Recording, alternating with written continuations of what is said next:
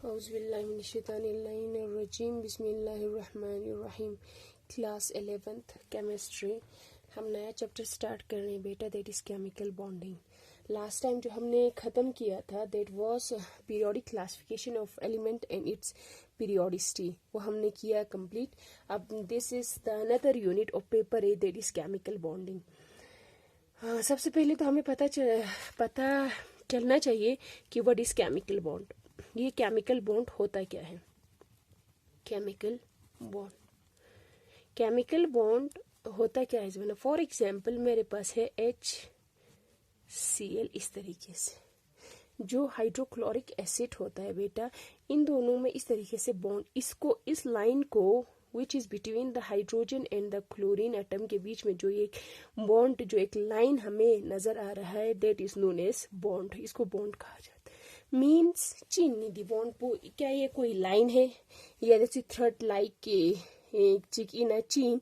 मतलब bond means the force of attraction which exist between these two atoms, के बीच में जो फोर्स ऑफ अट्रैक्शन होता है बेटा, उस चीज को बॉन्ड की शक्ल में दिखाया जाता है। समझ आए हो सा?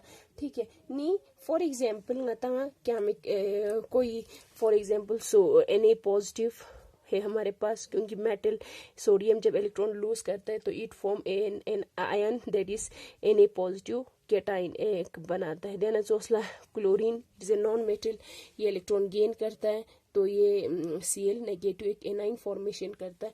तो इन दोनों के बीच में जो फोर्स ऑफ अट्रैक्शन होता है बेटा, उसी चीज को रिप्रेजेंट किया जाता है by this line which is known as chemical bond. It means अगर का तो हमें इस तरीके से किसी आयन में देखने को मिलेंगे तो हम इस तरीके से लिख सकते हैं, the attractive force which holds together the ions, which holds together the ions, उसी को कहा जाएगा in a chemical species is known as chemical bond. अगर आयन में फॉर्मेशन होंगे, इन दोनों के बीच में जो ये फोर्स ऑफ अट्रैक्शन होगा, तो हम इसको कहा जाएगा the attractive force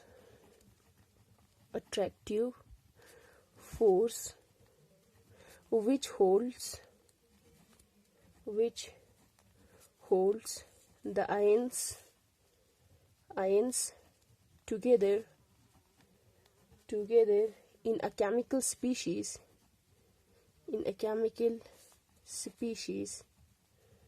is known as उसको क्या कहा जाएगा? Chemical bond. ठीक है। अगर कह तो कोई हमारे पास अगर एटम्स के बीच में पाए जाए तो उसको कहा जाएगा, उसको भी क्या कहा जाएगा? Chemical bond. नहीं, केमिकल बॉन्ड मतलब पुचीन सुख, हम इसको उसका जो मेन डिफिनेशन हम इस तरीके से लिख सकते हैं, the attractive force which holds the constituent particles that is atoms, molecules or ions in a chemical species is known as हम उसको क्या कहा जाएगा बेटा? Chemical bond. ठीक है दोस्तों, the attractive force which holds the constituent particles, वो कॉन्स्टिट्यूएंट पार्टिकल्स एटम्स भी हो सकते हैं, मॉलिक्यूल्स के बीच में भी फोर्स ऑफ अट्रैक्शन हो सकता है, आयंस के बीच में भी फोर्स ऑफ अट्रैक्शन हो सकते हैं। नी उदी फोर्स ऑफ अट्रैक्शन जो एटम्स को या मॉलिक्यूल्स को या आयंस को एक दूसरे के साथ होल्ड करके रखता है, नी उदी अट्रैक्टिव फोर्स बोले चीज बात केमिकल बॉन्ड, जिसको रिप्रेजेंट किया जाता है बाय ए डैश लाइक स्ट्रक्चर, इस तरीके से बाय डैश से बिटवीन एनी टू एटम्स या मॉलिक्यूल्स या आयंस के बीच में केमिकल बॉन्ड। अब उसके बाद नेक्स्ट हमें सवाल हमारा ये पैदा हो जाता है कि मतलब ये जो एटम्स होते हैं या मॉलिक्यूल्स होते हैं या आयंस जो भी कॉन्स्टिट्यूएंट पार्टिकल्स होते हैं, ये केमिकल बॉन्ड क्यों फॉर्मेशन करता है? वाई हम इस तरीके से लिख सकते हैं बेटा। दूसरा हमारा जो सवाल है, why do atoms combine? मतलब ये जो कॉन्स्टिट्यूएंट पार्टिकल्स हैं ये कंबाइन क्यों होता है, ठीक है, कंबाइन चेसोसिन, कोई भी एटम्स हो या मॉलिक्यूल्स हो या आयंस हो, ये कंबाइन क्यों होता है, ठीक है। इसका हमें मेन जो दो रीजंस है, एक तो हम इस तरीके से लिख सकते हैं बेटा, tendency to acquire noble gas configuration, एक ये हो सकता है कॉन्फिगरेशन, नोबल गैस कॉन्फ़िगरेशन को एक्यूर करने के लिए, या और एक हम इस तरीके से लिख सकते हैं कि tendency to acquire minimum energy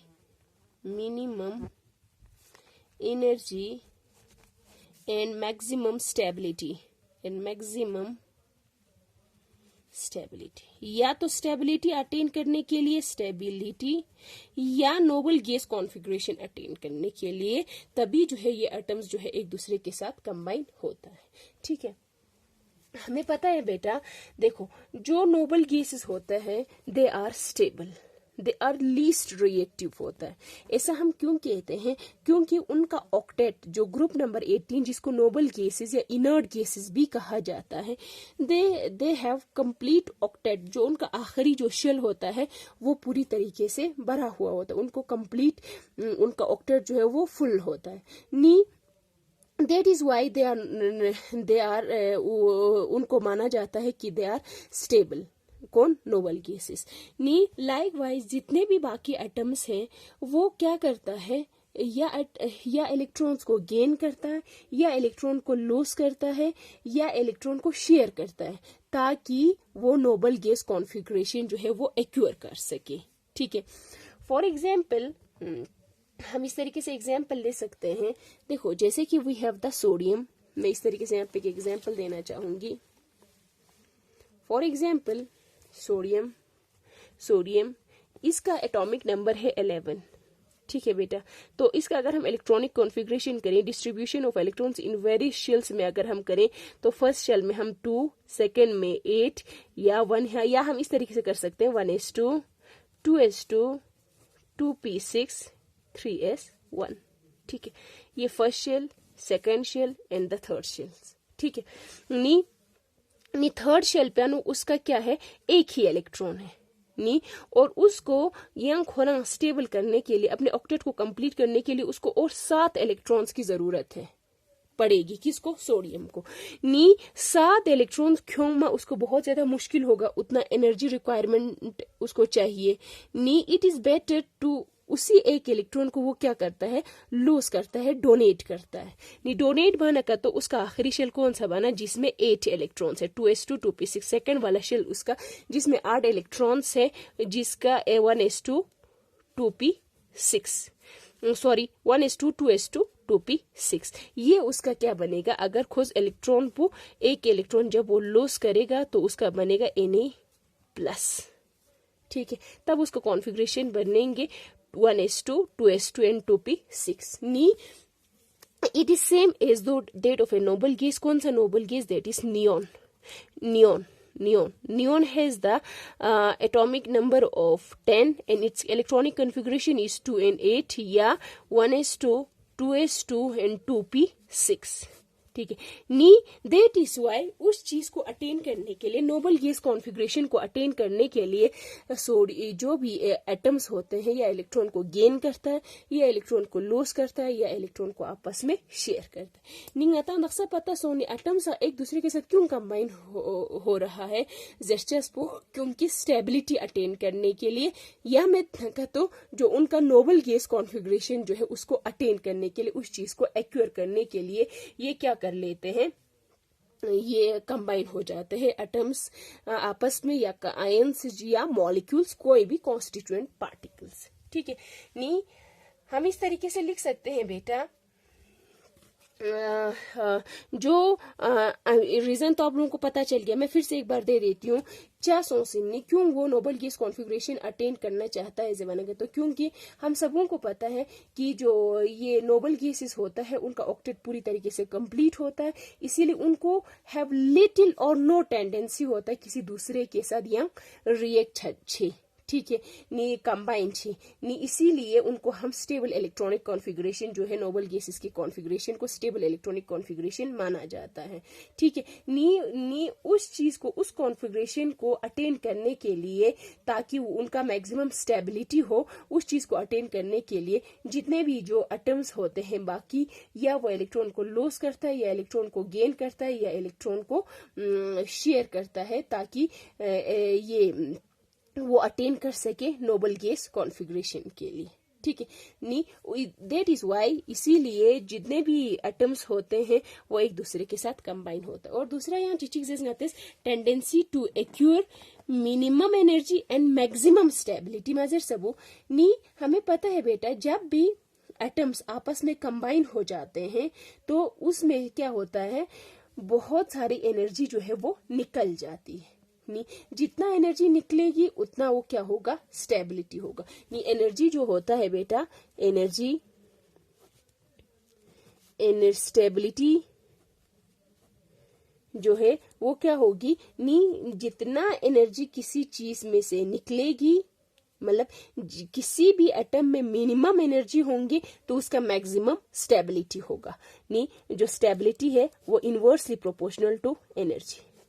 किसी भी एटम में मिनिमम अगर एनर्जी होंगी तो वो क्या होगा, बहुत ज्यादा वो स्टेबल होंगी। नी उस चीज को, ताकि वो खुद स्टेबल हो जाए, इसीलिए उसमें से जब भी एटम जो है आपस में जब कंबाइन होके नए बॉन्ड फॉर्मेशन करते हैं तो उसमें से एनर्जी रिलीज हो जाती है। नी वो उसका स्टेबिलिटी जो है वो इंक्रीज हो जाएगा। नी इसलिए जितने भी होते हैं ये एटम्स जो है वो एक दूसरे के साथ कंबाइन होता है, ताकि उनमें से उनका एनर्जी मिनिमम हो और मैक्सिमम स्टेबिलिटी हो।